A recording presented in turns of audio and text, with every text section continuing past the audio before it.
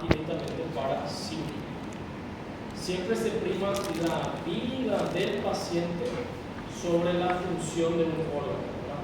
Eso sabemos cómo es. Si el paciente tiene una fractura expuesta a un desprendimiento del miembro inferior y eso está causando un shock hipovolémico en el paciente, bueno, se le hace la amputación. Se pierde esa pierna para siempre antes de perder la vida de ese paciente, ¿sí? Entonces, eso es siempre ley. Bueno, la lesión de los uréteres, las lesiones, las lesiones uretrales. Ya sabemos quiénes son las que causan más lesiones a nivel uretral hoy en día. Justamente son las malas técnicas en la colocación de las sondas vesicales o derivaciones urinarias. Y justamente las que más se ven afectadas son los varones, porque la uretra del varón es mucho más complicada sondar que la uretra de una mujer, ¿verdad? Por la misma distancia. Y hay dos tipos de lesiones: lesión de uretra anterior y lesión de uretra posterior, ¿sí? La lesión de la uretra anterior sería todo lo que sería, o corresponde a lo que sería la uretra pendular, uretra peneana y vulva. Y todo lo que sería lesión de uretra posterior corresponde a lo que sería la uretra membranosa y a la uretra prostática propiamente, ¿sí? Y es importante saber si nosotros estamos ante la presencia de una lesión de uretra anterior o ante la presencia de una lesión de uretra posterior. Porque si tenemos lesión de una uretra, lesiones traumáticas en una uretra anterior, el paciente sí puede ser sometido a la colocación de una sonda vesical para derivar justamente la vía urinaria. Pero cuando son lesiones de la uretra posterior, hay un desprendimiento de la uretra, ¿sí? Se desprende la uretra, entonces contraindicado colocarle una sonda por vía transuretral justamente a ese paciente para poder derivar la orina. En esos casos, cuando se constata que hay una lesión de uretra posterior, ese paciente ya está contraindicado colocarle sonda por el pene. Hay que colocarle, ¿qué cosa? Una cistostomía o talla vesical. Directamente hay que hacerle una talla vesical a los pacientes que nosotros constatemos que haya tenido ya una lesión de uretra posterior. Y eso no es para el examen físico, se hace con el examen físico el diagnóstico de que el paciente tenga o no tenga una lesión de uretra anterior o posterior. ¿Cuáles pueden ser las etiologías? Caídas, enhorcajadas, atricciones, traumatismo por instrumentación iatrogénica. Los tipos de lesión pueden ser justamente contusión, laceración, perforación. Esto es lo que más ocurre cuando sondamos y hacemos mal la falsa vía, la falsa vía de la perforación de la uretra. Y bueno, el diagnóstico justamente se hace evidentemente por el antecedente del traumatismo. Ahora sabemos que la mala técnica va a empezar a tener uretrorragia, sangrado importante, el paciente dolor perineal, hematoma perineal y extravasación inclusive de la orina a la región perineal, ¿verdad? Y al tacto rectal, esto es el traumatismo uretral anterior, al tacto rectal la próstata se presenta normal, ¿sí? Nosotros al hacer el tacto rectal constatamos la presencia de la próstata, ¿sí? Cuando ustedes hacen su examen o valoración física y hacemos el tacto rectal y ustedes al tacto rectal corroboran de que el paciente tiene próstata, entonces estamos ante una lesión anterior de la próstata, ¿sí? Nosotros sí podemos sondar al paciente. Podemos en ese caso entonces colocarle una sonda vesical y traccionar la sonda para evitar justamente el sangrado. Pero ¿qué pasa cuando hay una lesión de la uretra posterior? Hay un desprendimiento básicamente. Este es uretra anterior, ¿sí? En la uretra posterior hay un desprendimiento de la uretra. Se desprende básicamente, ¿sí? A nivel de la uretra membranosa. Y al tacto rectal, cuando hacemos el tacto rectal, el examen físico, nosotros no vamos a palpar la uretra. ¿Por qué? Porque al desprenderse la uretra, toda la próstata asciende hacia el interior justamente. Entonces pierde su región anatómica de examen físico.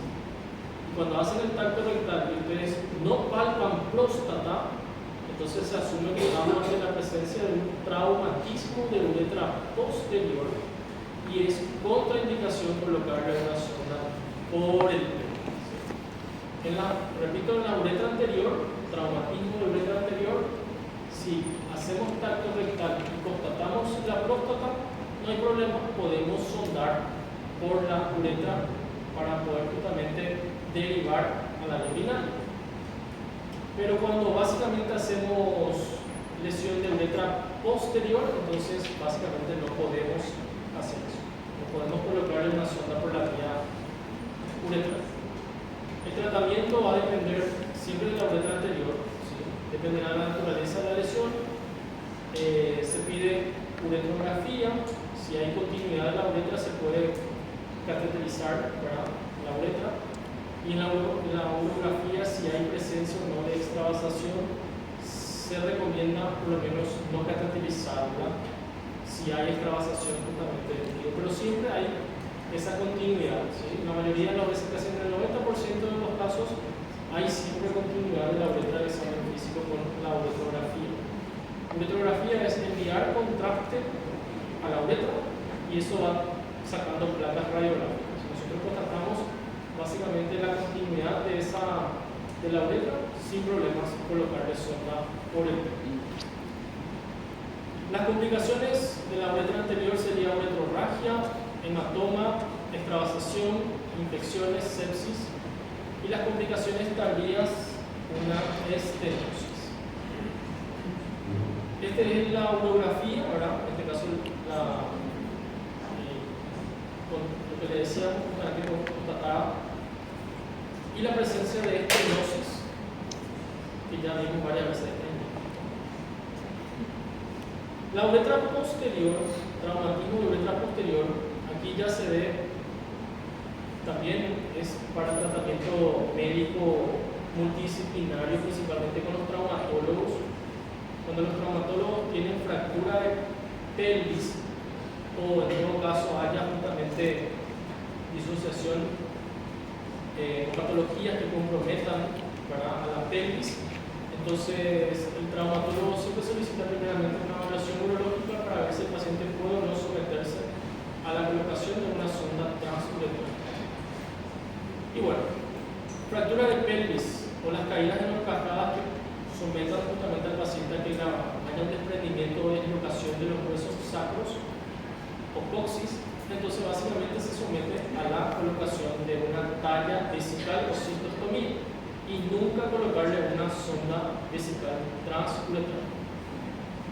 Y lo que le decía, el tacto rectal, la próstata y la vejiga se desplazan hacia arriba por la presencia misma del hematoma, evidentemente. Entonces el tacto rectal, cuando hacemos el examen físico, nosotros no vamos a palpar a la próstata. Al no palpar la próstata, asumimos automáticamente que el paciente tiene, repito, un trauma de uretra posterior y allí, contraindicado colocarle sonda transuretral, hay que hacerle una derivación urinaria, una cistostomía. Bueno, y además que en la región perineal, ¿verdad?, se ve todo edematizado, edematoso. Y lo que le decía, el desprendimiento de la uretra hace justamente que todo el edema, ¿verdad?, empuje, el hematoma en sí, empuje a la vejiga y a la próstata por encima, que al tacto rectal nosotros no podamos palpar a la estructura propiamente dicha. Clínicamente, en el traumatismo posterior tenemos evidencia de la fractura péndica, uretrorragia, imposibilidad para orinar, dolor pelviano abdominal, y ya dijimos que al tacto rectal no podemos constatar a la próstata. Con la uretrografía, básicamente hacemos el diagnóstico y aquí lo que ya le decía, no pasar ninguna sonda vesical transuretral. Tratamiento es cistostomía, con la colocación de una talla vesical. Se hace también, por supuesto, derivar al paciente a un centro donde haya servicio de urología para que nosotros posteriormente le damos la uretroplastia, que es la reconstrucción de la uretra para justamente canalizar nuevamente la salida de orina por la vía natural hacia el exterior. Y a veces, repito, así como hay escuelas que dicen que hay que hacerlo inmediatamente, hay otras escuelas que requieren, que dicen que posteriormente bajar el proceso inflamatorio, el edema, posterior a eso, a los 3 meses, hacer justamente la canalización o recanalización de la uretra. ¿Cuáles podrían ser las secuelas? Impotencia, un 10-50%, incontinencia hasta un 30% y la presencia de estenosis hasta un 50% de los pacientes. Y ahora sí, lesiones del uréter, ¿verdad? ¿Quiénes son los que más básicamente lesionan a los uréteres? Los hombres. Los ginecólogos, ¿verdad? Los que operan básicamente patologías ginecológicas, histerectomías principalmente. Entonces, lo más frecuente suelen ser quirúrgicos, ¿sí? Las lesiones. Y eso depende de la extravasación de orina, depende de donde se lesione el uréter. La orina puede ir al retroperitoneo, puede ir al intraperitoneo o puede exteriorizarse inclusive por la herida quirúrgica y formar las fístulas para exteriorizarse directamente a la piel, al exterior.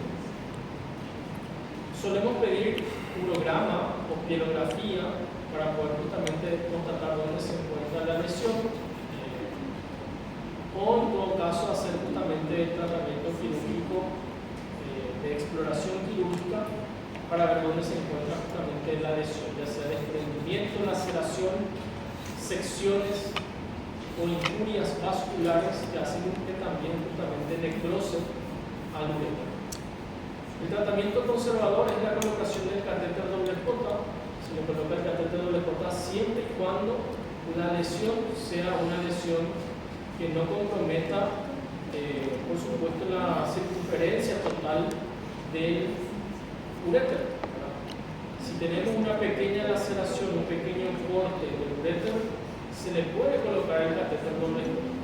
O si no hay una pérdida total o un corte total de la circunferencia del uréter. Ahora bien, quirúrgico ya es evidentemente cuando los colegas han seccionado completamente al uréter, se ha producido el desprendimiento total del uréter, entonces hay que hacer la reparación, ¿verdad?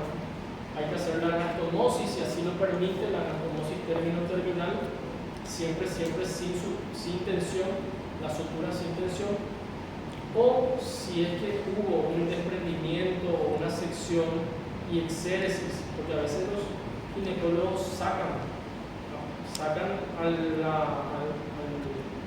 útero, ¿verdad?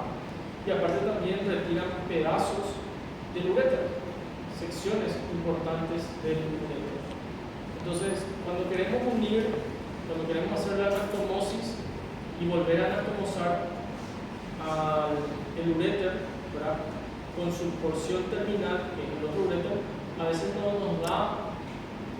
podemos afrontar porque evidentemente falta uréter, falta en este caso centímetros de uréter para poder hacer la anastomosis. Entonces, si no podemos hacer la anastomosis del uréter con el uréter, ¿verdad? O sea, en este caso anastomosis término-terminal, tratamos de ver si es que la vejiga, y si la vejiga lo permite, levantar la vejiga hacia el uréter, hacia el resto del uréter, para poder anastomosar directamente el uréter a la vejiga, ¿verdad? Se hace toda una cirugía de elongación vesical. ¿Qué significa eso? Que cortamos a la vejiga y lo alongamos, lo hacemos largo, para poder justamente levantar la vejiga y aproximar al resto del uréter que quedó para poder hacer la anastomosis entre el uréter y la vejiga. Pero si no permite, ni aunque hagamos la elongación vesical, entonces hay que hacer una derivación urinaria. ¿Sí? Y la derivación urinaria, la más fácil en el momento, es justamente una urétero, directamente de una ureterocutánea, una derivación de ureterocutánea donde anastomosamos el resto del uréter a la piel del paciente, ¿verdad? Las complicaciones que pueden tener estas lesiones son la presencia de fístulas y la presencia de estenosis. Bueno, el compromiso ahora de las lesiones o traumatismos vesicales, ¿sí? La vejiga también se puede lesionar, principalmente cuando tenemos la vejiga cargada. Normalmente la vejiga, ¿cuál es el mecanismo más común de producir justamente un traumatismo vesical? Son los accidentes automovilísticos, ¿sí? Los accidentes automovilísticos, cuando el paciente está viajando y tiene la vejiga cargada, ¿verdad? Tiene la vejiga cargada, ¿qué es lo normal que tenemos que tener puesto cuando viajamos? El cinturón de seguridad, ¿verdad? Y sabemos que el cinturón de seguridad pasa por el pecho y pasa por la región abdominal inferior. Entonces, los traumatismos por accidente vehicular, ¿verdad?, son las que principalmente lesionan a la vejiga, pero para que la vejiga se lesione, repito, tiene que estar cargada la vejiga. Por eso siempre recomiendo que cuando viajen, no viajen con la vejiga cargada. Si tienen ganas de orinar, quédense en una estación de servicio, orinen y luego continúen su viaje, ¿sí? Porque si por algún motivo con la vejiga cargada y por ahí llegan a chocar, probablemente tengan un estallido vesical también. ¿Qué significa estallido vesical? Pues que la vejiga explotó la vejiga y básicamente toda la orina que estaba acumulada ahí puede ir a dos lugares. Puede irse dentro del peritoneo o puede quedarse fuera del peritoneo, ¿verdad? Porque sabemos que la vejiga tiene una cara intraperitoneal, que es la cara del ápex o la cúpula de la vejiga, ¿verdad? Tiene contacto con el peritoneo. El peritoneo viene sobre la cúpula vesical y básicamente lo cubre, ¿sí? Y luego continúa atrás hacia arriba del peritoneo. Entonces, si la vejiga estalla, explota, y donde se produce justamente el desprendimiento muscular es hacia la cara del ápex vesical o cúpula vesical, entonces toda la orina va a entrar dentro del peritoneo. ¿Y qué vamos a tener? Vamos a tener peritonitis urinaria, evidentemente. Y vamos a tener, por supuesto, la ausencia del globo vesical, porque al palparle va a ser normal, un abdomen blando, depresible, ¿verdad? En la región de hipogastrio. Pero por supuesto que al examen físico, si el paciente tiene horas de evolución, vamos a tener todos los signos de una peritonitis. Si la orina, al explotar la vejiga, llega a entrar todo el líquido de la orina al extraperitoneo, entonces sí podemos tener la presencia de un pseudoglobo vesical. Vamos inclusive a poder palpar a la vejiga por ocupación hipogástrica, ¿verdad? Por la presencia en este caso también de un duro hematoma inclusive. No todos presentan, pero puede haber también lesiones de hematoma a nivel de hipogástrico. Entonces, para el diagnóstico, por supuesto, va a depender, repito, si es intraperitoneal o extraperitoneal la extravasación urinaria. Se le puede solicitar urograma, uretrocitografía o la tomografía, que es lo más rápido y fácil. Y el tratamiento, cuando es intraperitoneal, cuando sabemos que la orina ha invadido cavidad peritoneal, ¿qué hay que hacer? La laparotomía exploradora. Se hace una incisión nuevamente supraparahumbilical y rápidamente entonces quitar toda la orina del peritoneo. Pero cuando es extraperitoneal, sabemos que constatamos que la orina no ha ingresado a peritoneo, que se fue a retroperitoneo, y vamos, podemos hacer dos opciones. Si la lesión es pequeña, ¿verdad?, si el desprendimiento de esas fibras musculares del precursor no es importante, se puede colocar una sonda vesical en permanencia por 22 días, 21 días como mínimo. Entonces el tratamiento sería médico, ¿verdad? La vejiga es muy noble. Si la lesión o la injuria o básicamente la laceración muscular es muy pequeña, la vejiga se va a cerrar sola. Pero cuando es importante la laceración muscular, cuando mide más de 1 centímetro, evidentemente hay que entrar también quirúrgicamente a cerrar esa lesión abierta. ¿Sí? Sutura primaria y nada más. Bueno, en los varones también podemos tener traumatismos a nivel escrotal, principalmente cuando jugamos, ¿verdad? La pelota se puede ir en las partes íntimas o algún pelotudo puede venir y darte una patada justamente de allá, ¿verdad? Entonces, lo clasificamos a las lesiones escrotales en 2 grupos, según la cubierta, que sería el envoltorio propiamente dicho, el escroto, o el contenido de esas lesiones, de esa estructura, que en este caso serían los testículos, el cordón espermático, en este caso el epidídimo, que forman parte de lo que se encuentra dentro del escroto. Entonces, en el escroto podemos tener hematoma parietal, podemos tener equimosis, o la presencia también de hematocele, cuando a veces se produce el estallido vascular justamente de algunas venas, entonces se produce hematocele. O del contenido, cuando evidentemente ese traumatismo a nivel genital es importante, puede haber acúmulos de hematoma subalbugíneo. Acuérdense que la albuginia es una capa muy dura, muy resistente, ¿verdad? Que es la que básicamente le protege al testículo para que el testículo, ante los traumatismos, básicamente no se rompa el parénquima testicular. Pero ante importantes traumatismos puede haber hematoma subalbugíneo. También, por supuesto, la presencia de hematocele, o en este caso también hidroceles. ¿Cómo hacemos el diagnóstico? Fácil, la prueba, el examen físico, se hace la prueba de transiluminación, que es con una linterna, la pieza del consultorio apagada, se le ilumina al escroto, y si tenemos iluminación, bueno, si pasa la luz, si deja pasar la luz, es transiluminación positiva. Y es positiva cuando tenemos la presencia de hidrocele o la presencia de hernias. Cuando no deja pasar la luz al hacer ese examen físico en consultorio, le decimos entonces transiluminación negativa.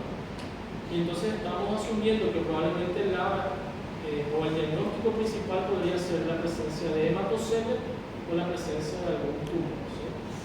Transiluminación positiva o negativa.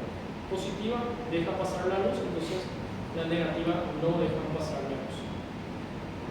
Y lo ideal es realizarse una ecografía Doppler de testículo, ¿verdad? Para justamente evidenciar las lesiones y los órganos comprometidos. ¿Qué estructura específica interna en el escroto es la que se encuentra justamente con afección?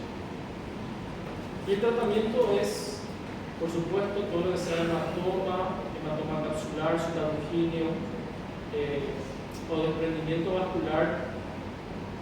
Todo es tratamiento médico.